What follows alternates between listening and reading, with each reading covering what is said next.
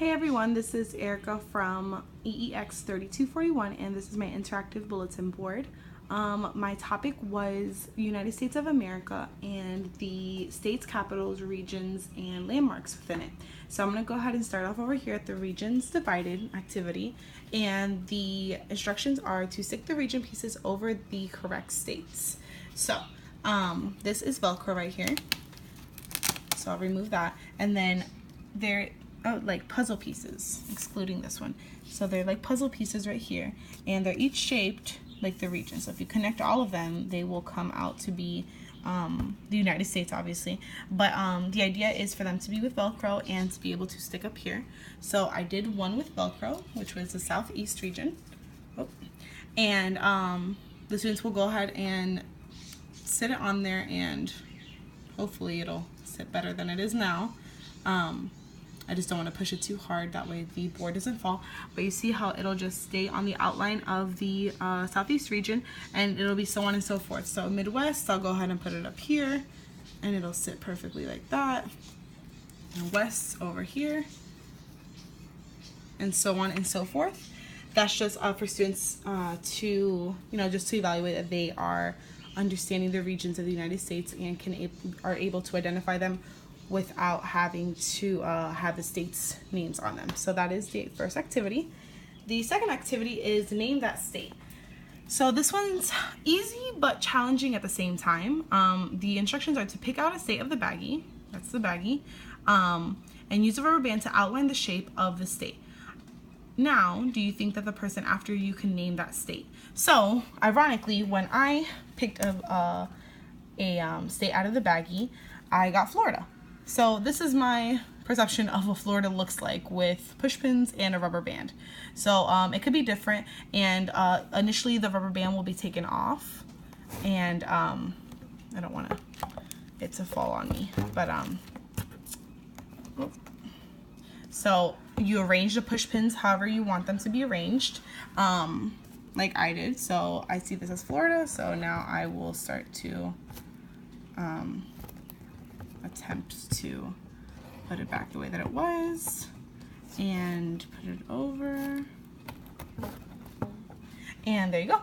So I see Florida, that's what I see. The whole point is for the person who's coming up next, or anybody else who approaches the board, it's like, I wonder if I can name that state. So I see Florida, somebody else can see Louisiana. It's just up to the student's perception. This can be a partner game that you send them up as a partner and they can do it together. So it's kind of like hidden, which state they have, and then they draw it out and one person can guess. Or it can be just like this, where you just leave it there for the next person to come and they give it a guess. So that is my second activity.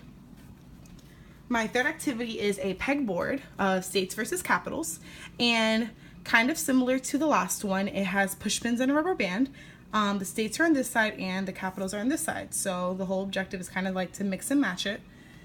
Some way that a teacher can make this a little bit more challenging for the students could be to maybe block out the names of the states.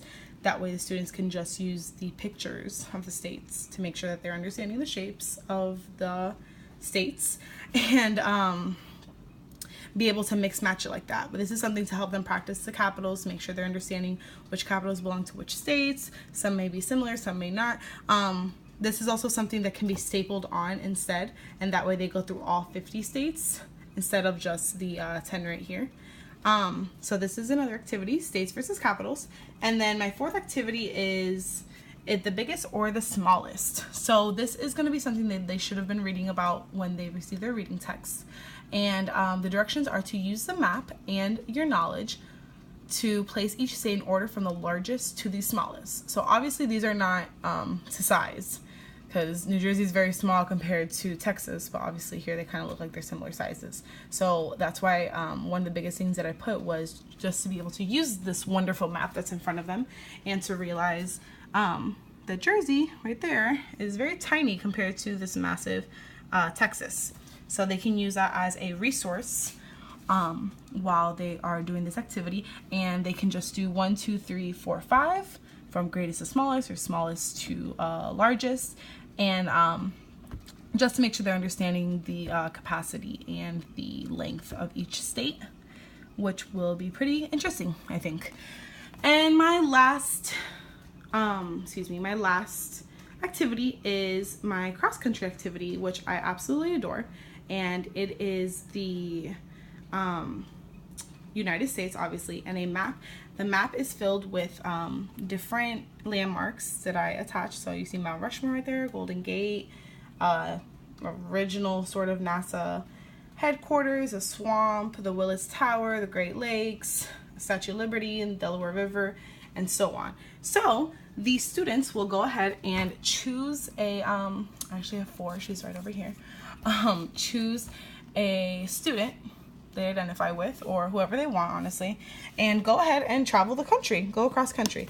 The actual instructions are to grab a student and travel across the country, visiting the historical landmarks we have learned about throughout the regions. So that's what it is. Each landmark, only for the Northeast region did I have 2, but just about every single one of them have about 1 or 2 landmarks. That way, you know, it's kind of traveling across the entire country rather than focusing on certain ones in certain places.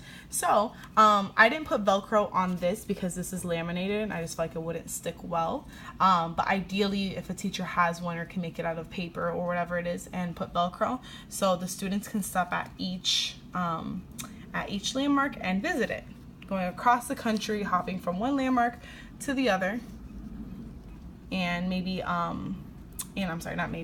actually rephrasing what it is that they learned about that place. So if once they stop at the Delaware River, whatever information they learned about and can relate to it, and maybe other things that they didn't notice, maybe the states around it, or you know that they noticed it's around the Atlantic Ocean, just for they can see the different features of the country right here on this map. I loved it because it shows where the mountains are located and whatnot, you know, the sea area, and it shows the Hawaii and Alaska, which are also part of the West region.